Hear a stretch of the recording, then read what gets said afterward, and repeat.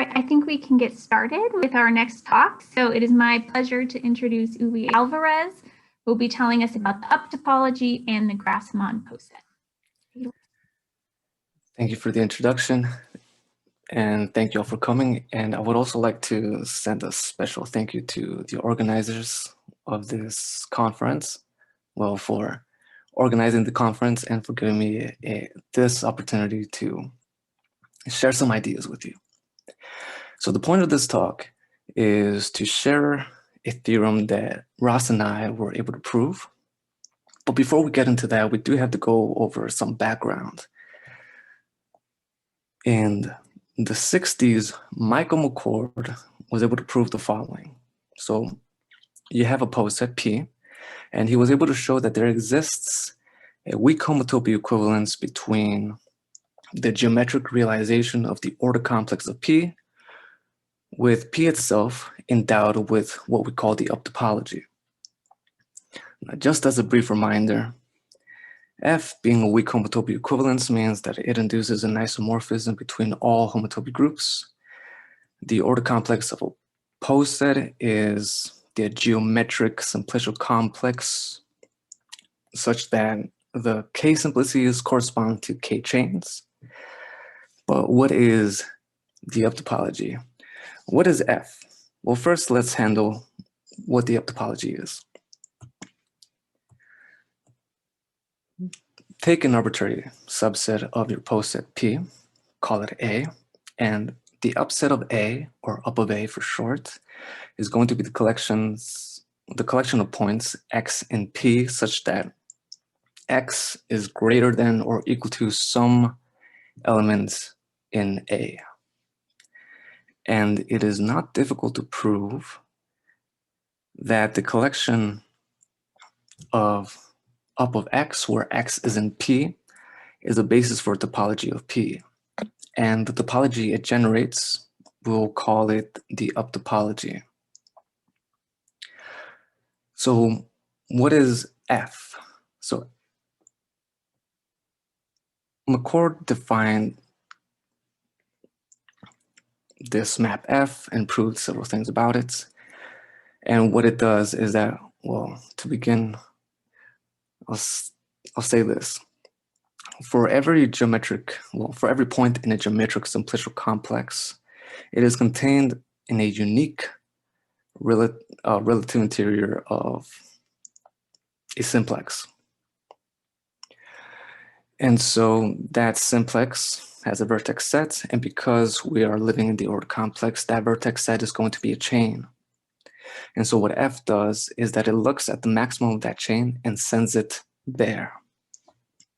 So in this picture, let's say you have an element in the interior of the simplex, and assuming that X is less than Y, which is less than Z, what F is going to do is map it into Z.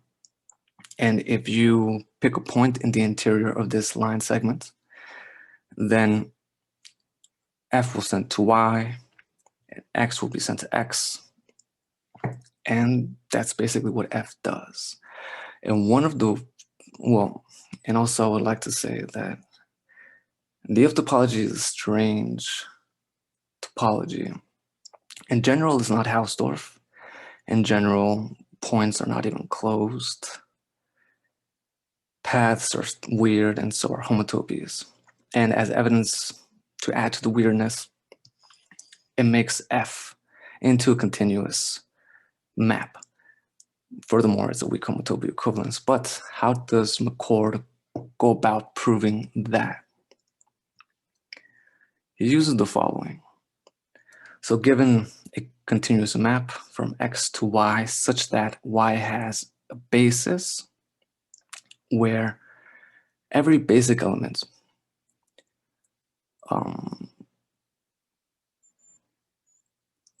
for every basic element, we have the following. F restricted to F inverse of U to U is a weak homotopy equivalence. If this is true, then it can be shown that so is F. In other words, if F is a local weak homotopy equivalence, it is also a global one, which I thought was really cool. And the reason that I have the last name of Peter May here is because independently he does prove the same theorem, but in a much slicker way. And so that's why I wanted to attribute him to this. And so how does McCord use this lemma? He showed that f inverse of up of x and up of x are contractible. Remember, this is how the basic elements of the up topology look like. And once you get over the strangeness of the up topology, showing that up of x is contractible is not that bad. Still strange, but not difficult. Most of the work was showing that f inverse of up of x is open, which shows that f is continuous, but it's also contractible. And there you do have to do quite a bit of work, know some things about geometric simplicial complexes, but it is not out of this world. And so that's what McCord does in the 60s.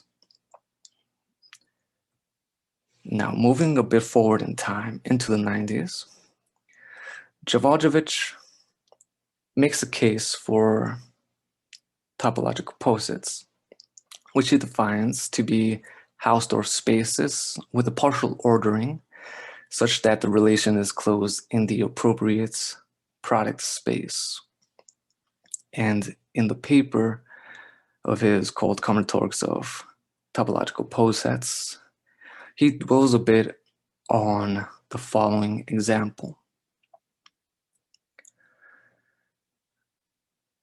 The Grassmann Poset is the collection of non-trivial proper linear subspaces of Rn plus 1. So as a topological space, it's a manifold, hence Hausdorff. And the partial ordering is given by inclusion. So in R3, the line is less than the plane if that line is contained in that plane. And it can also be shown that this last condition holds, but I don't want to do it. What you should know for this talk is that this is a good definition. Good in the sense that it allows for the construction of what Živaljević calls the order complex of a topological poset, which is very reminiscent to the order complex of a poset in the classical sense. But instead of giving you the general definition, which is a hassle, I will describe the order complex of the Grassmann Poset. And here it is. So this capital delta is going to denote the order complex. And it is going to be a closed subspace of the topological join you see here. And it is not uncommon to write an element in such a join in this way, where these TKs are real numbers from 0 to 1. You add them up and it's equal to 1. And xk is understood to be an element of the kth member of this join. So in this case, xk is a kth dimensional linear subspace of Rn plus 1. But if we say that this element is in the order complex, we are going to be a little bit picky. So they can be described in this way, and it is going to be in the order complex if and only if I is less than j in the support of z implies that xi is less than xj. So just as a reminder of what the support means. So look at all the coefficients, all the TKs that are not equal to 0. Then you collect all the indices. That collection is going to be the support of z. And this is going to be a subset of the natural numbers. And so this inequality makes sense. And if I and j are in the support of z, that means xi and xj do appear in the description. of Z, so they're meaningful. And furthermore, if I is less than J, then Xi is contained in Xj. And the way that I think about it is that you have this topological poset just sitting somewhere, and you identify a K chain. And you get a K simplex and glue it along that K chain. And basically, that's what the ordered complex is. And just for your information, Vasiliev in the early 90s proved that the ordered complex of the Grassmann Poset is homotopy equivalent to the sphere of dimension n choose 2 plus n minus 1. And so that is what Živaljević brings to the table. But where do Ross and I come in? Some years ago, Laura Anderson, my other advisor, she hit us with this question. Is there a theorem like McCord's for topological posets? So first, let's recall McCord's theorem. So what I would expect is that, well, posets going to be exchanged with topological poset, except probably I'm going to be a little bit picky on which topological posets I talk about.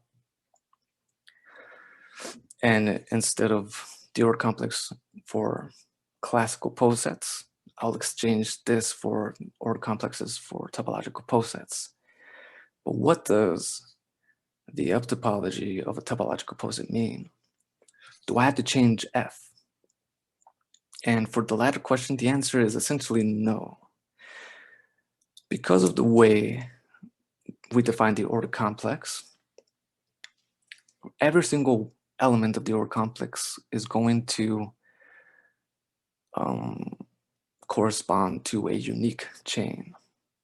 We look at that chain, we identify the maximum, and what F is going to do is map it to the maximum, just like we had before.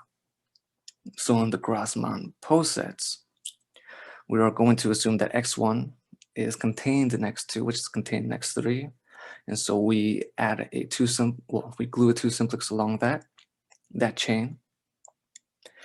And just as before, we look at a point in the interior of the simplex, we're going to map it to X3, and so on.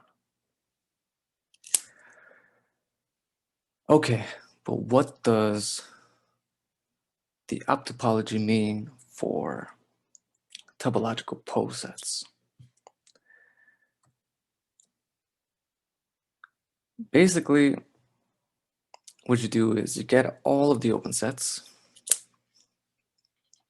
and then you collect all of the upsets of those open sets. And if that collection is a basis for a topology, then the topology it generates will be called the up topology. Now, not all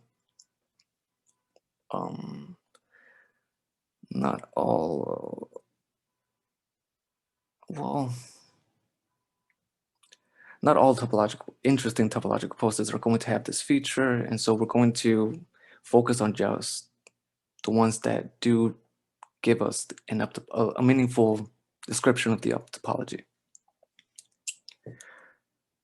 So now I'm ready to give you a quasi-statement of the theorem that Ross and I proved. If X is a nice topological poset, then there exists a weak homotopy equivalence between the ordered complex of X with X itself with the up topology. And I don't want to get into the nitty-gritty details of what nice means in this case, but I do want to share some highlights. So what nice is supposed to mean is, first of all, X should be written, you should be able to write X as a disjoint union of topological spaces indexed by a finite poset. But not just any finite poset. There should exist a map mu from X to R such that X strictly less than Y in our topological posets should imply that mu of x is strictly less than mu of y in R. And the reason that we require these two bullet points is to have a nice description of the ordered complex. If we don't have these things to be true, then we have to deal with a nasty version of the ordered complex, and life is hard enough. And so I do require that these two conditions to hold. And very much like McCord's situation is that the up topology is strange here. Well, it's even worse. We don't have Hausdorff generally. Points are not generally closed. Paths are weird. Homotopy groups. Homotopies are weird. And so we want to have a handle on the topological poset with the up topology. And one way to do that is by assuming that each piece, each XR is polyhedral, meaning that each is going to be homeomorphic to a geometric simplicial complex and some other things. So etc. is very loaded as well. But these last bullet points allow us to use a lot of tools lying around in geometric topology to get a handle of the up topology. But even so, we don't get as far as we'd expect. We don't go as far as McCord did anyway. The way that we prove it is that we take a page from McCord's paper and we show that F inverse of up of U is contractible and up of U itself is weakly contractible. And just as a reminder, weakly contractible means that the homotopy groups are trivial. And once we're able to prove this, we can use McCord's lemma, say that, okay, then F restricted to F inverse of up of U, to up of U is trivially a weak homotopy equivalence. Therefore, F must be a weak homotopy equivalence. Now, unlike McCord, we weren't able to show that up of U is contractible. This is another demonstration of how strange and difficult the up topology is. But there you have it. This is the theorem that Ross and I were able to show. But why did we want to do this in the first place? Remember that Laura Anderson is the one that posed us this question. And if you know a little bit about her work, she does work with matroids over hyperfields. And for anybody who is familiar with oriented matroids, matroids over hyperfields is basically a generalization of that. Hyperfields is basically a field with a multi-valued addition with some axioms that we don't need to talk about. But what Laura wanted to do was to understand the topology of these matroids. And in trying to understand that, she was backed into a corner where she had to endow these matroids with the up topology.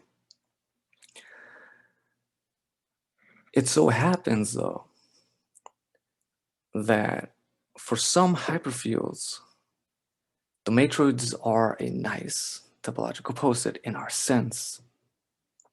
So what that means is that what our theorem allows us to do is to look at the ordered complex, find out what we can, what topological data we can, and our theorem says that we